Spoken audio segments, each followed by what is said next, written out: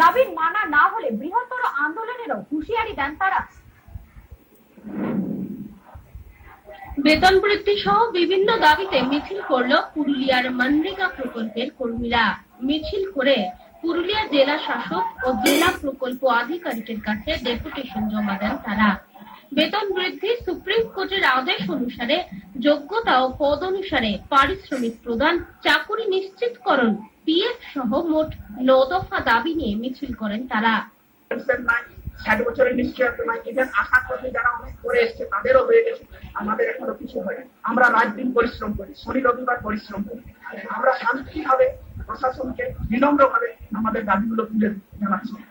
মিছিলে পা মেলান মনরেগা প্রকল্পের কাজে নিযুক্ত থাকা প্রায় 450 কর্মী।